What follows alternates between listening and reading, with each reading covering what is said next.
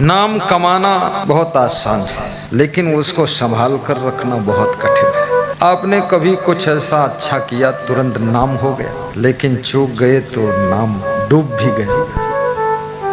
धन कमाना आसान है, लेकिन धन को बचाना कठिन है, और बचे हुए धन से खुद को बचाना भी बहुत कठिन है। क्योंकि जो धन आपका बचता है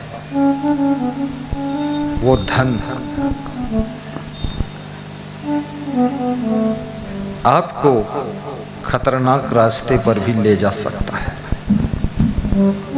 क्योंकि धन से शराब भी मिलती है, धन से जुआ खेला जाता है, धन से बेविचार भी होता है, धन से होटल टोटल बोतल सब होता है। धन कोई साधारण नहीं। धन ने जितना लोगों को बर्बाद किया है,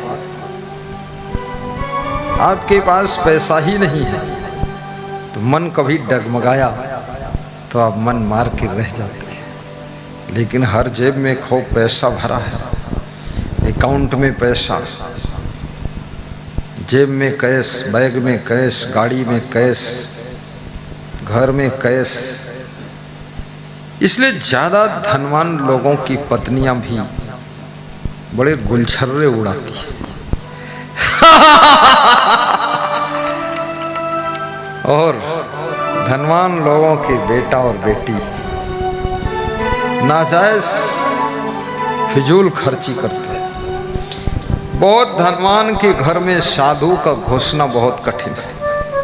वहां खतरनाक कुत्ते घुस कर बैठते हैं। ऐसे कुत्ते अगर साधु भूल से चला गया तो साधु की टांग में काट लेंगे। बोर्ड लिखा लगा है, खतरनाक कुत्तों से सावधान। भारत देश में एक समय ऐसा भी था, लोग अपने गेट पर लिखते थे, अतिथि देवो भव, अतिथि देवता है, आइए हे देव पधारिए, आपका स्वागत है। लेकिन अब कुत्ते का स्वागत हो रहा है, अतिथि का स्वागत नहीं है। कुत्ते से बहुत प्रेम है, बाप से प्रेम नहीं, सासू से प्रेम नहीं, कुतिया से प्रेम है, बिल्ली से बहुत प्रेम है, बहुओं का कोई ख्याल नहीं है।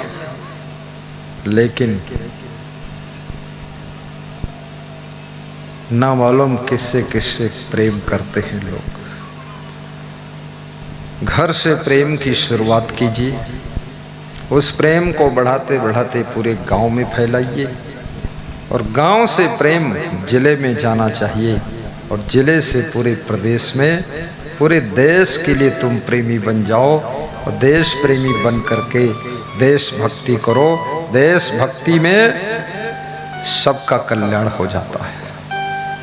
इस देश के अंदर बहुत से गद्दार भी हैं, देश का हलवा पूड़ी खाते हैं, देश की जमीन पर मकान बनाकर रहते हैं, और देश की फसल का अन्न खूब खाते हैं, और देश की सड़कों पर चलते हैं, लेकिन देश के विनाश का प्रोग्राम बनाते हैं।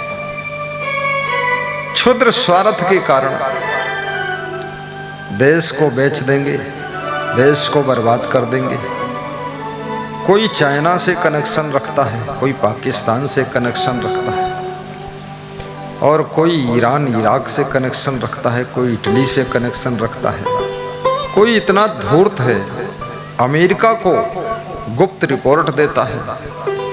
इतने मूर्ख लोग, बुद्धि विवेक नहीं है। कम से कम मैंने सुना है, एक कुएं में मेढक रहते थे, तो मेढक में लड़ाई हो गई। एक दिन मेढक लड़ गए। लड़ना जीव का स्वभाव है, लड़ जाता है। मेढक भी लड़ जाते हैं, सांप लड़ जाते हैं, पंछी लड़ जाते हैं, जानवर लड़ जाते हैं, आदमी से लड़ जाता है, नेता से लड़ जाता है, डॉक्टर से लड़ाई हो जाती है, और स्त्री पुरुष लड़ जाते हैं। सास बहू में तो घमासान बंद ही नहीं हुआ। महाभारत तो खत्म हो गई, लेकिन घर घर की महाभारत आज तक खत्म हुई नहीं है। सास बहू सब खत्म हो गई। जो नई सास बहू आई उन्होंने फिर नई महाभारत शुरू किया है। और पिता पुत्र में भी टकराव रहता है। सब प्रेम और समझ की कमी के कारण होता है। सहनशीलता को बढ़ाइए, गम खाना सीखिए, अपनी बहू को भी थोड़ा क्षमा कीजिए। वहां तक मत समझाइए जिस लेवल पर समझाने से बहू अब गर्म हो सकती है। वहां तक गलतियां न करिए जहां तक गलती करने के बाद सासू एटम बम हो सकती है। और उतना उत्पात मत करिए जो बाप आपका त्याग कर दे। उतनी खुराफात मत करिए जो कि बेटा बाप से दूर हो जाए। जरा अपने आप को कंट्रोल में रखिए। माँ को प्रणाम करोगे, पिता को प्रणाम करोगे, बड़ी बहन को प्रणाम करो, भाई को प्रणाम करो, सास ससुर को प्रणाम करो। इसका परिणाम भी बहुत सुंदर आने वाला है। कोई परस्पर में नाराजी हो जाए तो भी प्रणाम करना बंद ना कर, नमस्कार जारी रहना चाहिए। और अनावश्यक किसी के ऊपर संदेह भी मत करो, क्योंकि अंदर जब संदेह उठने लग जाते हैं तो उसके प्रति प्रेम घटने लग जाता है। थोड़ा मन में विश्वास भी लाइए और विश्वास के योग्य भी बनिए।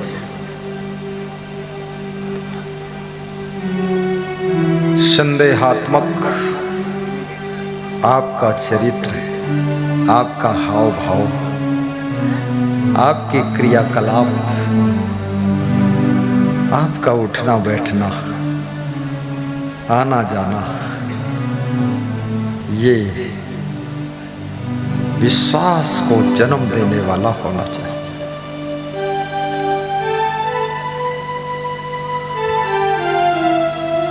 बीजक वित्त बतावे गुप्ता। कबीर साहब का बीजक ये गुप्त धन को बताता है। आपके पास में कुछ ऐसा धन है जिस धन का आपको कोई भान नहीं, जिस धन के बारे में आपको जानकारी नहीं। और कबीर कहते हैं, कबीर सब जग निर्धना। कबीर कहता है ये मुकेश अंबानी भी निर्धन है, गौतम अडानी भी निर्धन है, और टाटा बिड़ला ये सब निर्धन है। तुम कहते हो अरे मुकेश अंबानी भारत देश में सबसे बड़े धनवान है, लेकिन कबीर चुनौती दे रहे हैं। मानपाल कबीर कहते हैं कि ये सब निर्धन लोग हैं, क्योंकि जिसके पास में भक्ति का धन नहीं है, चरित्र का धन नहीं है, कैरेक्टर इज मनी, और जिसके पास में ब्यूटीफुल नेचर इज मनी नहीं है, और जिसके पास में सुंदर सत्कर्मों का धन नहीं है, जिसके पास में स्वीट लेक्चर नहीं है, मीठी वाणी का धन नहीं है, वो निर्धन है। जिसके पास में धर्म का धन नहीं है,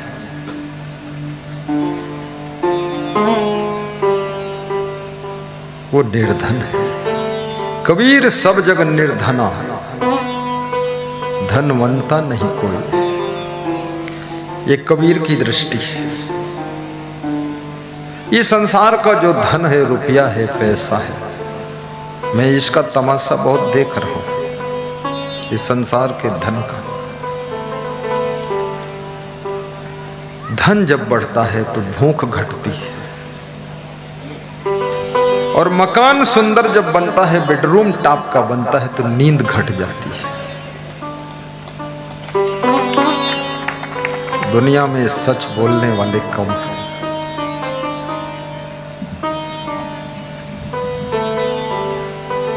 और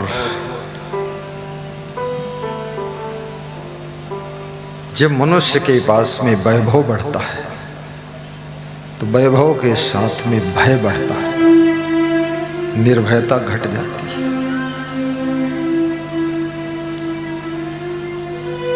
और जब विवाह हो जाता है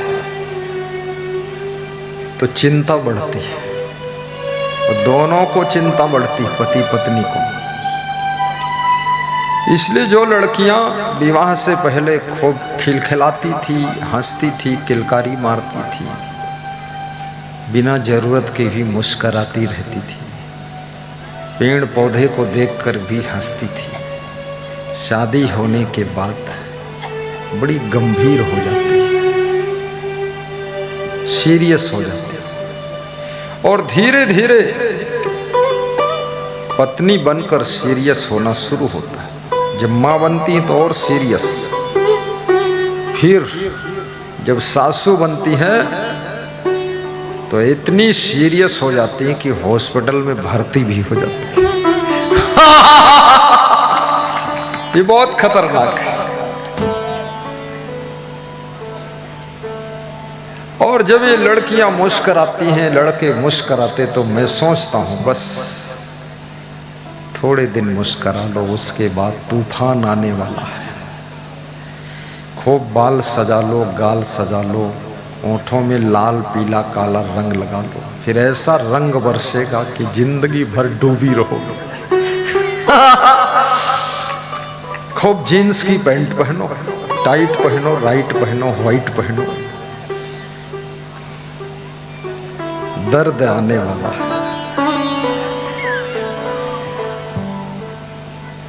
फिर भजन गाओगे, गुरुजी पिलाई दे ज्ञान की बूटी, दर्द मोरे नस नस में। अब गुरुजी भी कितनी बूटी पिलाए, जब नस नस में दर्द, सारी बूटी तुम ही पी जाओगे और सबके नस नस में दर्द, ये क्या पिएंगे। लखनऊ में एक कार्यक्रम गया, डॉक्टर अमर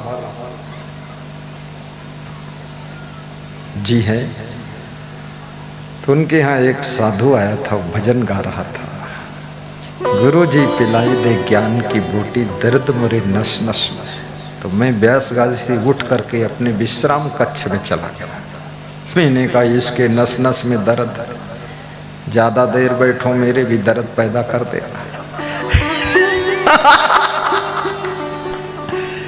दर्द मोरे नस नस में। क्या लोग भजन बनाते हैं। ये प्रेम की दर्द है, ये श्रद्धा की दर्द है।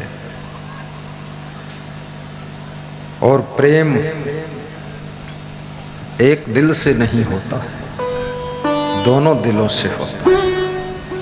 और प्रेम में यदि संदेह का कीड़ा प्रवेश कर जाता है तो संदेह दीमक की तरह प्रेम की लकड़ी को खाकर खोखला कर देता है। इसलिए 2.5 अक्षर प्रेम का पढ़े सो पंडित हुए, पोथी पढ़ी पढ़ जग मुआ, पंडित हुआ ना।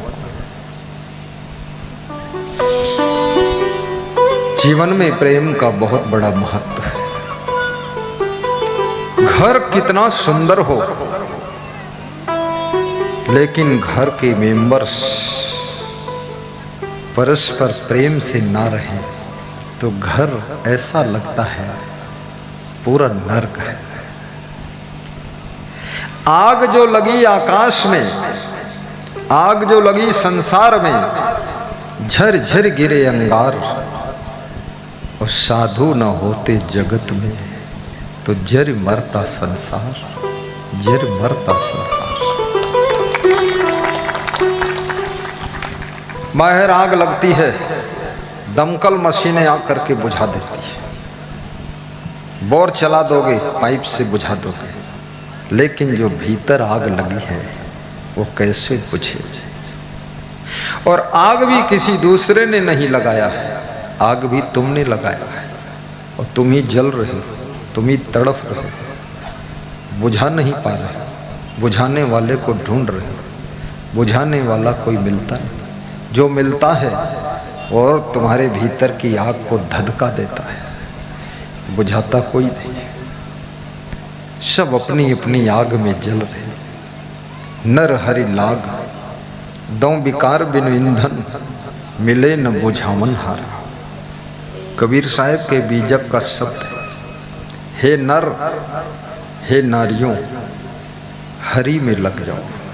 हरि यानी गुरु भक्ति में लग जाओ। दो विकार बिन ईंधन, तुम्हारे भीतर बिना ईंधन के दावाग्नि लगी हुई है। मिले न बुझावन हारा, जिसको बुझाने वाला संसार में कोई मिल नहीं रहा। जो आग लगाई है तुमने, उस आग से तन मन जल जाए। जो आग लगाई है तुमने, उस आग से तन मन जल जाए। गाइए ताली बजाकर।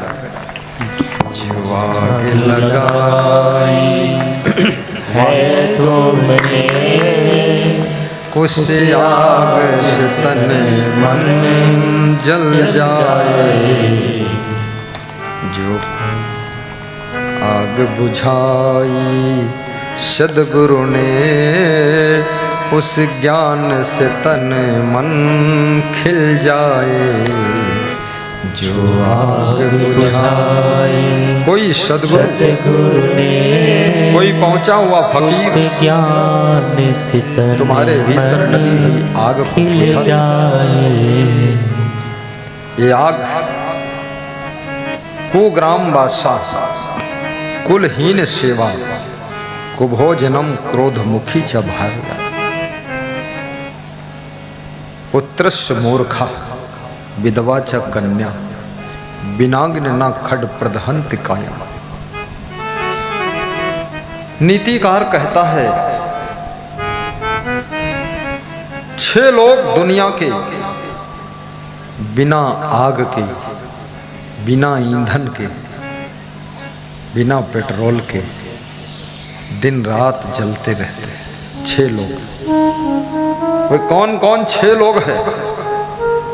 कुग्राम बादशाह, जिनका घर, जिनका निवास दुष्टों के गांव में, आसपास में सब दुष्ट रहते हैं, नालायक लोग, चोर। यदि कुदाल भी भूल गए द्वार पर तो उठा ले जाएंगे रात में। मोटरसाइकिल खड़ी कर दिया, नहीं उठा पाएंगे तो उसके टायर में छेद कर देंगे, ऐसे दुष्ट। भैंस की नांद में जहर डाल देंगे, भैंस मर जाएगी। अब सबको थोड़े बेडरूम में रख लोगे आप, भैंस तो बहरे थे। ट्रैक्टर की टंकी में पानी डाल देंगे, तुम सोचोगे ट्रैक्टर कैसे बर्बाद हुआ। दुष्टों के गांव में जिनका निवास, बेटी का विवाह लग गया, सेट हो गया, बहकाने वालों ने बहका दिया, तुम फिर टेंशन में पड़ गए। दुष्ट है। दुष्टा भार्या सठम मित्रम भृत्तश्चोत्तर दायका, ससर पे च ग्रहे वासु वर्तुरेव न संशय। जिसको दुष्ट पत्नी मिल जाए, कपटी दोस्त मिल जाए और जवाब देने वाले कर्मचारी मिल जाए, रिप्लाई करे, और जिस कमरे में जो सोता है उसी कमरे में सांप भी सोता हो रहता है, तो ऐसे व्यक्ति की मौत में कोई संदेह नहीं है, क्योंकि या तो सांप काट लेगा, या तो दुष्ट स्त्री से परेशान होकर आत्महत्या कर लेगा, या कपटी दोस्त जहर देकर मार देगा, और या तो कर्मचारियों के रिप्लाई करने से टेंशन में ही वो मर जाएगा। इसलिए दुष्ट चाणक्य कहते हैं सठे साठ्यम कुर्यात, दुष्ट के साथ दुष्टता करनी चाहिए। कमाल है, अगर कुत्ता आपकी टांग में काट ले तो आपको भी कुत्ते की टांग में दौड़कर काट लेना चाहिए। चाणक्य भी अजीब आदमी है। अगर आपकी पत्नी कभी कुछ बोल दे तो तुरंत उसको बोल देना चाहिए, पर इससे तो और गड़बड़ हो जाएगा। सासू ने कुछ बोल दिया, तुम उसको डबल बोल दो, नहीं नहीं। चाणक्य का फार्मूला भी सर्वथा लागू नहीं होता है। चाणक्य के फार्मूले में भी फिल्टर लगाना पड़ेगा, दुष्ट की भी गम खाना पड़ता है, और गम खा करके बाईपास रोड से चल करके मंजिल को प्राप्त करना होता है, मंजिल को प्राप्त करना। मैं तो चाहे चाणक्य कहे चाहे विदुर कहे, लेकिन सबकी बात पूरी मेरे गले उतरती नहीं। मैं उस पर भी फिल्टर लगाता हूं कि इसमें गड़बड़ हो जाएगा, कभी नहीं। अंतर क्या रहा? नीच आदमी जितनी गाली दे सकता है, आप सोचे मैं भी गाली दूंगा तो उसके बराबर नीचता में आपको उतरना पड़ेगा। कीचड़ में खड़ा व्यक्ति हाथों से उठाकर कीचड़ तुम्हारे ऊपर फेंक सकता है, लेकिन तुम भी उसके ऊपर कीचड़ फेंकना चाहोगे तो तुमको भी उसी कीचड़ में उतरना पड़ेगा, तब आप उसके ऊपर कीचड़ फेंक सकोगे। याद रखना, उसने कीचड़ तो थोड़े फेंका था तुम्हारे ऊपर, और जब तुम भी कीचड़ में ही उतर गए तो अपने आप तुम्हारे कीचड़ लगना शुरू हो गया। इसलिए तुम कीचड़ फेंकने के चक्कर में मत पड़ो।